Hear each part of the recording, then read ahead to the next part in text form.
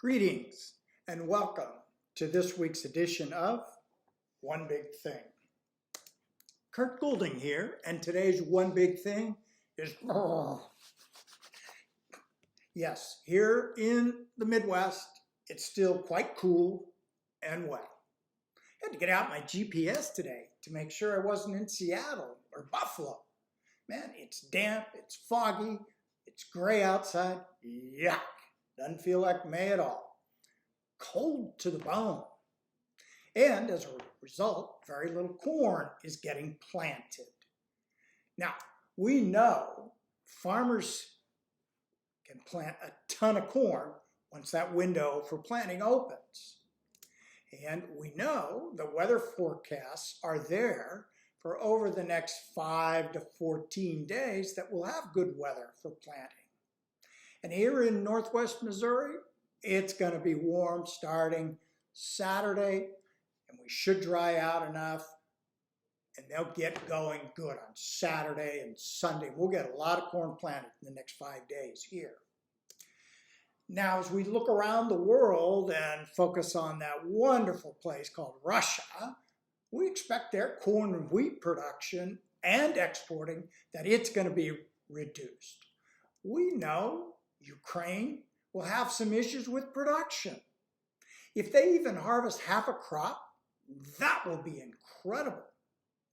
Now the Russians, they're focused on destroying all infrastructure inside of Ukraine.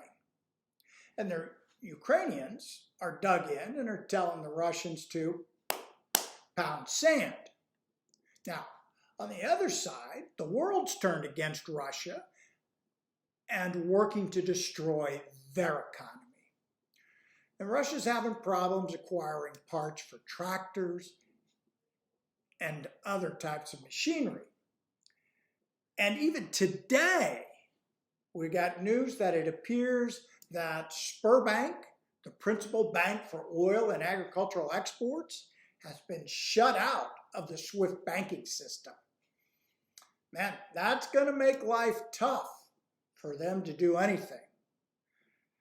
Now, once this war is settled, it's going to take 5 to 10 years at least to return to production and exports that it was. You know, just think about how long it takes to build infrastructure. Now, over in the veg oil markets, we got Indonesia wavering back and forth whether they're going to suspend all palm oil exports as a matter of controlling domestic food inflation. The problem is, that sounds good, but the problem is that they only got a week or two worth of storage.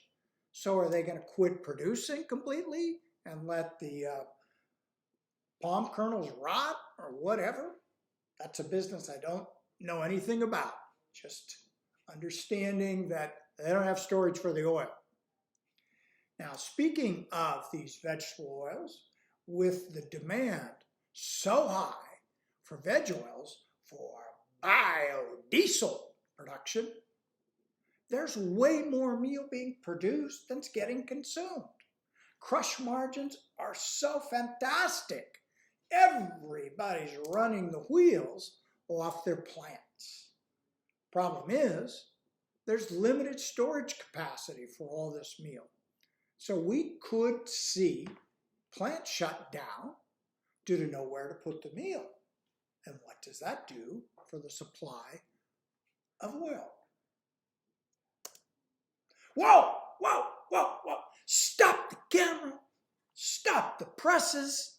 The fertilizer shortage and price issue is about to be solved.